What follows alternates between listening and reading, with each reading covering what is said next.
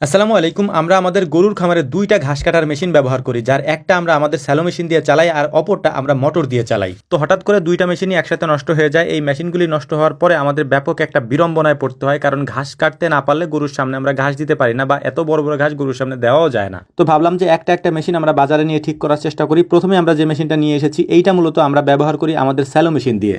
আমরা এই মেশিনটা খামারে নিয়ে তারপর এটাকে সেট করে সুন্দর করে রেখে দিয়ে তারপর আরেকটা মেশিন যেটা আছে, যেটা আমরা মোটর দিয়ে চালাই, ওই মেশিনটা আমরা দিয়ে যাব। ওই মেশিনটার বেয়ারিং ভেঙে গেছে, ওইটাকেও আমাদের ঠিক করতে হবে। একসাথে দুইটা মেশিন আমরা আনি না, এটার কারণ হচ্ছে একটা মেশিন দিয়ে একটু একটু কাজ চালানো যাচ্ছে, তাই ভাবলাম যে দুইটা একসাথে না নিয়ে একটা ঠিক করে তারপর আরেকটা আমরা ঠিক করার জন্য নিয়ে আসি। তো দ্বিতীয় মেশিনটা ঠিক করতে দিয়ে গেছিলাম। তো ওই মেশিনটা ঠিক হয়ে যাওয়ার পর আনিস ভাই বলল যে ভাই, আমার সন্ধানে একটা মেশিন আছে, আপনি কি দেখবেন কিনা, ওই মেশিনটা নিবেন কিনা। তো ওই ভাইয়ের কথা মতো আমরা ওই বাড়িতে চলে এসেছি মেশিনটা দেখার জন্য। তো মেশিনটা বের করা হলো দেখার জন্য। এটাও হচ্ছে আমাদের মেশিনের মতো দুই ব্লেডের একটা মেশিন, তবে পার্থক্য হচ্ছে এই মেশিনটা সাইজে আমাদের মেশিন থেকে একটু ছোট। তো যাই হোক, আলহামদুলিল্লাহ মেশিনটা দেখলাম ভালোই লেগেছে। তো এখানে আমরা যেখানে এসেছি, এখানে যে এক ভাই ছিলেন উনি কয়েকটা মুরগি পালন করেন। এইগুলিকে ফাইটার মুরগি বলে। মূলত হচ্ছে আমি একটা স্টোরি দিয়েছিলাম এই মুরগির, এগুলির যে মোরগ হয়, এই মোরগগুলি আমি আগে পরে কখনো দেখি নাই। তো এটাই হচ্ছে আমার প্রথম অভিজ্ঞতা। তো ভাইকে বললাম যে কয়েকটা বাচ্চা আমাকে দেওয়া যায় কিনা, আমি দেখি এগুলি আমি পালন করতে পারি কিনা। তো ভাই আমাকে কয়েকটা বাচ্চা দিতে চাইলেন, তবে আমাদের এখানে জায়গা না থাকার কারণে এগুলি যেহেতু আলাদা করে পালন করতে হবে, তাই বললাম যে আমি কয়েকদিন পরে এসে নিয়ে যাবো ইনশাআল্লাহ। তো তাকে আমি কথা দিয়ে এসেছি আমি এসে নিয়ে যাব। তো কয়েকদিন পরে ওই বাচ্চাগুলিকে আমরা নিয়ে আসবো।